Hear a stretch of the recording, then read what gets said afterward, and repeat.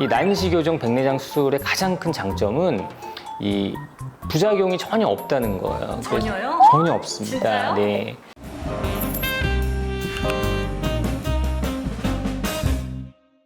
안녕하세요. 잠실 삼성안과 차덕선. 차종훈입니다. 이번 편에서는요, 많은 분들이 고민하고 계신 이제 백내장과 난시에 대해서 한번 자세히 알아보도록 하겠습니다. 선생님, 제가 알고 있기로는요, 이제 우리 누구나 난시를 가지고 있긴 하지만 특히나 이 백내장 환자의 한 70% 정도가 이제 교정이 필요한 난시를 보유하고 있다고 들었어요. 맞습니다. 저희가 이제 1디옵터 이상의 난시가 유의미하게 시력을 저하시키기 때문에 백내장 수술 환자분들 중에 1디옵터 이상 난시가 있는 분들은 이제 수술할 때 동시에 난시를 교정해야 될 필요성이 있습니다. 그렇다면 난시와 백내장을 모두 교정하는 건가요? 네, 그렇습니다. 난시를 교정하는 토릭 IOL이라고 있는데요. 이 난시 교정 인공수정체를 백내장 수술할 때 사용하면서 백내장과 난시를 동시에 교정하고 있습니다.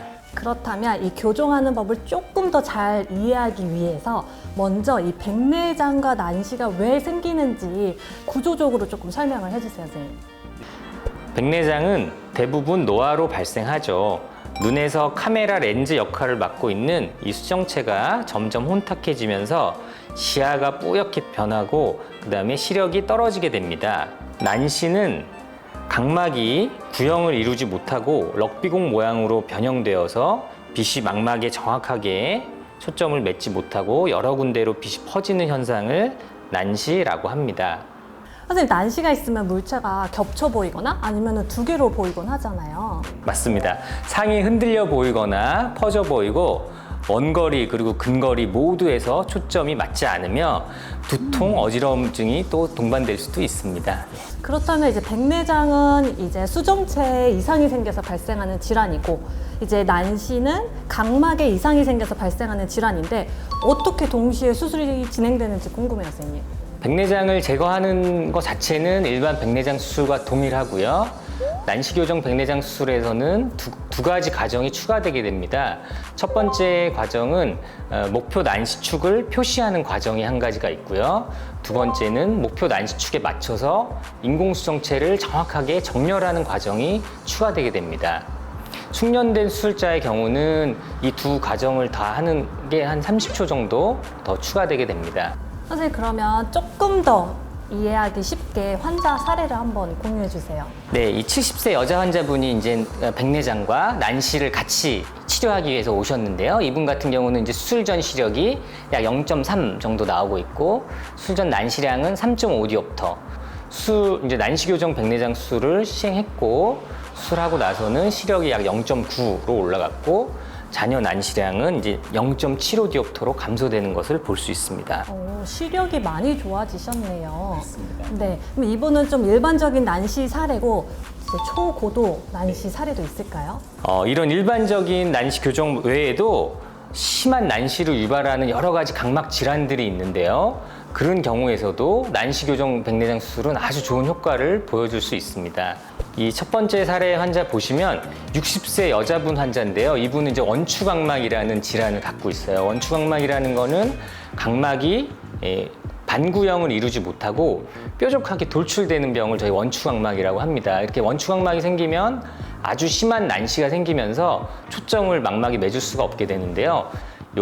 저희가 이제 수술을 10디옵터 정도 난시 교정을 시행했고요. 그래서 이제 수술하고 나서는 난시력이 0.9까지 올라갔고 난시량이 1.5까지 떨어지게 됐습니다. 이렇게 효과적으로 교정을 하신 분이 있고 또 다른 케이스를 보시면 70세 여자 환자분이신데 이분은 이제 사진을 보시면 1시부터 6시까지 각막이 이제 반복적으로 계속 염증을 앓던 눈이다 보니까 각막이 엄청 얇아졌어요. 그리고 그러다 보니까 이제 심하게 난시가 유발이 되었는데 이분도 이제 수술 전 난시력이 한 0.08 그리고 수술 전 난시량이 6.5디옵터 정도로 측정이 되었고 이분은 수술은 6디옵터 난시 교정 렌즈를 삽입했고 수술하고 나서 시력은 난시력이 약 0.5까지 올라갔고 잔여 난시량은 약 1.5디옵터 정도로 감소되었습니다. 선생님, 이런 수술을 진행할 때는 수술하기 전에 이제 난시의 방향을 정확하게 확인하는 게 중요하다고 들었어요.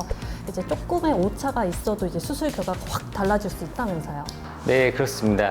저희가 이 난시 교정 백내장 수술 같은 경우는 수술하기 전에 난시의 양 그리고 난시의 정확한 축을 정하는 게 굉장히 중요합니다. 그래서 저희 병원 같은 경우도 약 4가지 첨단 장비를 동원해서 정확한 난시의 양과 축을 결정하게 되고요. 이 난시 각도가 1도 틀어질 때마다 난시 교정 효과가 3%씩 감소되게 있거든요. 그래서 예를 들어 30도가 축이 틀어졌다. 그러면 난시 교정 효과가 제로가 되는 거예요. 그래서 아주 정밀하게 수술을 하고 있습니다. 네.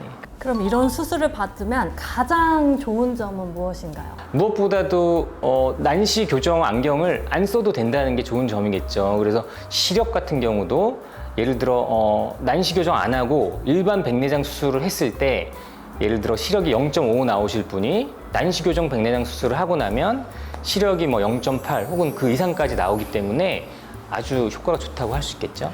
그럼 수술하고 나서 부작용은 없을까요? 이 난시 교정 인공수정체의 가장 강점이 바로 이 부분인데요. 저희가 이제 많이 하고 있는 노안 교정 백내장 수술 같은 경우에 노안 교정 수술을 받고 나서 빗번짐을 말씀하신다거나 어지러움증 뭐 이런 그다음에 적응의 어려움을 얘기하시는 분들이 많이 있는데 이 난시 교정 백내장 수술의 가장 큰 장점은 이 부작용이 전혀 없다는 거예요. 전혀요? 전혀 없습니다. 진짜요? 네, 너무 편하고 좋기 때문에 이거는 초고령 환자들도 충분히 쉽게 적용하고 사용할 수 있는 그런 좋은 수술이라고 생각합니다.